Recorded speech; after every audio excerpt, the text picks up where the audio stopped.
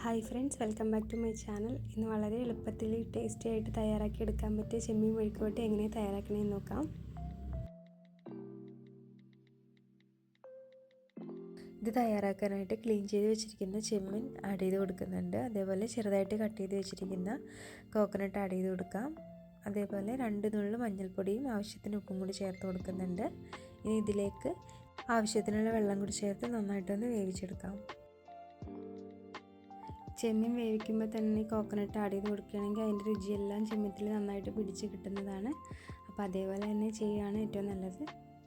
ഇപ്പോൾ ഇതൊന്ന് തിളച്ച് വന്ന് തുടങ്ങിയിട്ടുണ്ട്. ഹൈ ഫ്ലെയിമിലിട്ട് തന്നെയാണ് ആദ്യം ഒന്ന് തിളപ്പിക്കുന്നത്. അതിനുശേഷം മീഡിയം ഫ്ലെയിമിലേക്ക് ആക്കിയിട്ട് വേവിച്ചെടുത്താൽ മതി.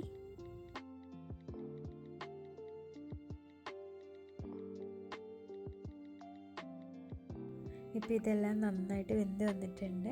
ഇതിൽ കുറച്ച് വെള്ളം നിൽപ്പുണ്ട്, അതങ്ങനെ തന്നെ നിൽക്കട്ടെ. ഇനി എങ്ങനെ തയ്യാറാക്കി എടുക്കണമെന്ന് നോക്കാം. ചട്ടിയിലേക്ക് കോക്കനട്ട് ഓയിൽ ആഡ് ചെയ്ത് കൊടുക്കുന്നുണ്ട്. ഇനി ഇതിലേക്ക് ചെറുതായിട്ട് കട്ട് ചെയ്ത് വെച്ചിരിക്കുന്ന ഇഞ്ചിയും വെളുത്തുള്ളിയും ആഡ് ചെയ്ത് കൊടുക്കുന്നുണ്ട്. അതൊന്ന് ചെറുതായിട്ട് മൂത്തതിന് ശേഷം ഇതിലേക്ക് പച്ചമുളകും വേപ്പിലയും ആഡ് ചെയ്ത് കൊടുക്കാം. 2 പച്ചമുളക് ഇതേപോലെ നീളത്തിൽ കട്ട് ചെയ്ത് ഇട്ട് കൊടുക്കുന്നുണ്ട്. ഇനി ഇതിലേക്ക് ചെറുതായിട്ട് കട്ട് ചെയ്ത് വെച്ചിരിക്കുന്ന ചെറിയ ഉള്ളി ആഡ് ചെയ്ത് കൊടുക്കുന്നുണ്ട്. ഇനി ഇതിലേക്ക് ആവശ്യമായിട്ടുള്ള ഉപ്പും കൂടി ആഡ് ചെയ്ത് കൊടുക്കാം. ഈ സമയത്ത് ഉപ്പ് ആഡ് ചെയ്ത് കൊടുക്കുമ്പോൾ ഉള്ളി പെട്ടെന്ന് തന്നെ വെന്ത് കിട്ടുന്നതാണ്. ഉള്ളിയെല്ലാം നന്നായിട്ട് വാടി ഒരു ബ്രൗൺ കളറായിട്ട് വരണം. അതുവരെ നന്നായിട്ടൊന്ന് മിക്സ് ചെയ്ത് കൊടുക്കാം. ഇതേപോലെ ഈ ഒരു കളറായിട്ട് വരണം, നന്നായിട്ടൊന്ന് മൂത്ത് വരണം.